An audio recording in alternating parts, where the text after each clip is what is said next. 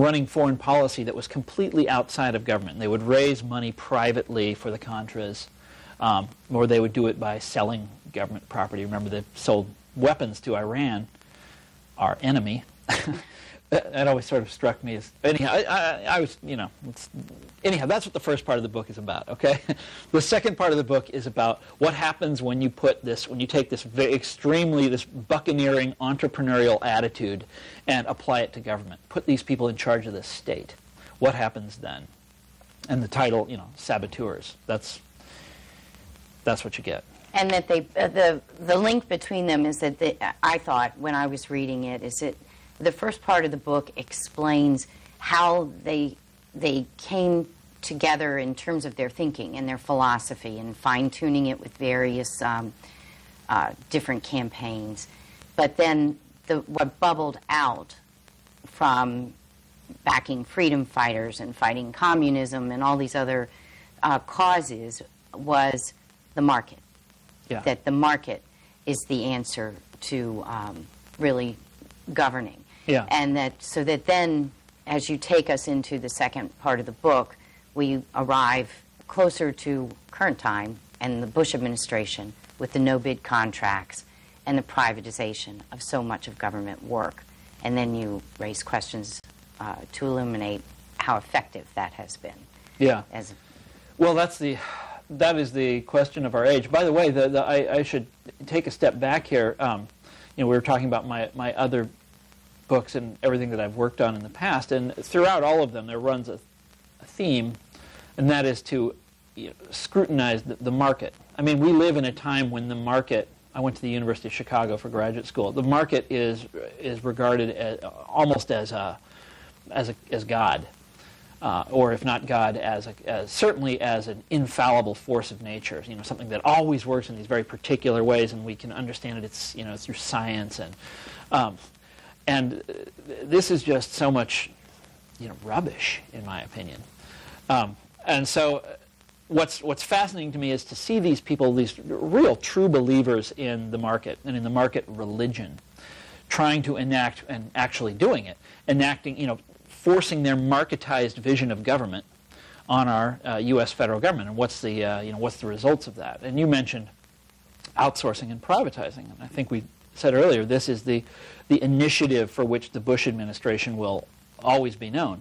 That it has, the federal government has, or the money, I'm sorry, let me try to get my facts straight here. The federal government has grown enormously in terms of expenditures during the Bush administration, but its workforce has not grown, which is an amazing fact. So where's all the new money going? Well, it's going to contractors.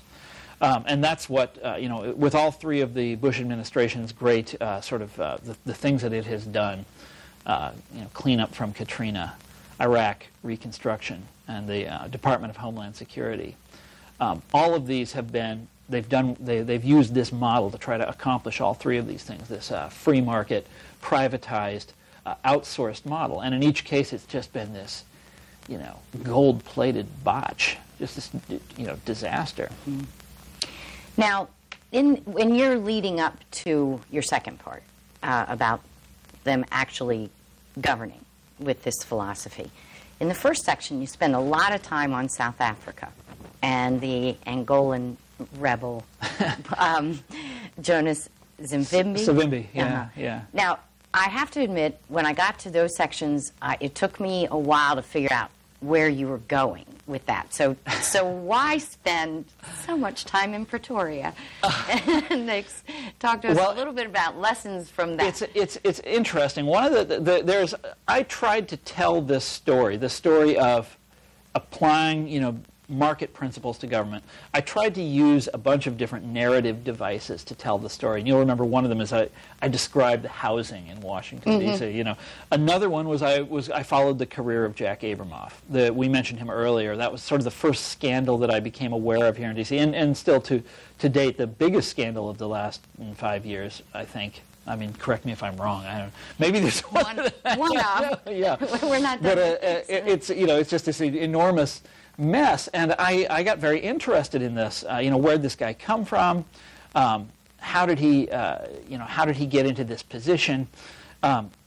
And so I started doing research on Jack Abramoff's career, by which I mean, a lot more than just doing the LexisNexis thing. I went into, the Library of Congress and read the sort of magazines of the extreme right way back in the early 80s. And this guy was all over the place.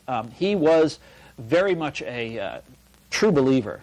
He wasn't just an opportunist or a crook or something like that. He was, he defined true believer. He was the clear-eyed young man. And so and that's fascinating to me, that this guy who was such an ideologue became, such a corruptionist. And so I wanted to see how that happened. So I was following his career, and his career, he started off, or first came to public attention as the national chairman of the College Republicans. And I used to, I used to be a college Republican, oddly enough. But that's neither here nor there. So we're not going to go into that. Different now. era. Different era. Actually, it wasn't. It was 1983. It was he was the national chairman at the time. But I didn't get very involved in it. I was sort of repulsed by the whole thing right away, and I gave up on it. But I was recently back home in Kansas City, and I found my College Republicans badge in a drawer. The button that you would wear on your lapel. Anyhow, so after he did that, he, following this guy's career, he interacts with all the other sort of big name men of the right of that era. And one of the stranger things that they were interested in, it seems strange now, it seems strange and embarrassing and awkward, but they really liked South Africa. And this was back when it had the apartheid government. That's not to say that they approved of apartheid or that they were racists or anything like that, but they were very fond of South Africa. And they, conservatives would, we're talking about people pretty far to the right here. They would go there all the time. They would take tours of the country.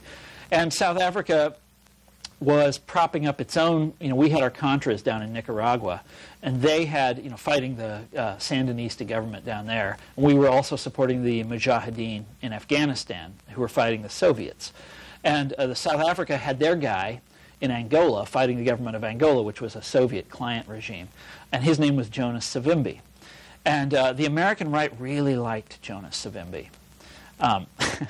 He's recently come back in the news. He's dead now. He managed to keep the civil war in Angola going basically single-handedly for 30 years, which is an amazing accomplishment and also a horrible accomplishment. If you read anything about Angola, it's a disaster land now. He blew up dams, blew up railroad lines.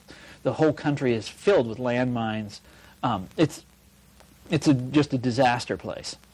And he was South Africa's Contra. And they saw him as a freedom fighter. They called him a freedom fighter, yeah. He's back in the news lately. Have you seen that? There's an ad. I saw an ad on TV with him. He was endorsing, some laundry detergent. No, that wasn't it. It was, what happened was, it turns out that one of John McCain's advisors had been his lobbyist, had been Savimbi's lobbyist back in the 80s. And so they were trying to hold that against McCain. But that's neither here nor there. The American right regarded him as a freedom fighter. That's the term that they would use. And they used the same term to describe the Contras down in Nicaragua, the Mujahideen in Afghanistan. Now, with the Mujahideen in Afghanistan, that's a fairly plausible description of them, freedom fighters. After all, they're fighting the Soviets, right? But they would also apply it to a lot of really questionable groups. There was a guerrilla outfit in Mozambique that they loved to talk about, and these guys were just terrorists. They were bloodthirsty.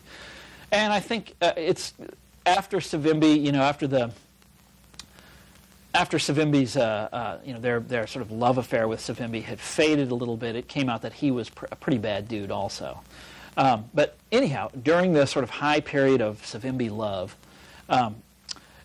Jack Abramoff and some of his colleagues put together this international conference for freedom fighters in Jonas Savimbi's camp in his rebel headquarters, way out in the bush in Angola, out in the middle of nowhere. And to get there, they had to go to South Africa and be flown up there by South African pilots and this sort of thing. Anyhow, that's how I got interested in South Africa. But the story goes on I'm sure you want to hear every last detail. It's just this long and winding thing. But let me to make a very long story short. What happened was eventually Abramoff and his friends started a think tank here in Washington. After he'd had this conference of the rebel leaders in Angola, he came back to Washington and started a think tank. And he was only at it for a couple of years, but it kept on going after he departed. And for many years, it churned out literature and held conferences and gave out prizes and did the things that think tanks do. And then it folded. What do you know? And a few years after that, it was revealed that this think tank had been a project of South African military intelligence. And that's a very, very bizarre, twisted story. Now, this got a lot of press attention in South Africa, so I was able to do the research on it.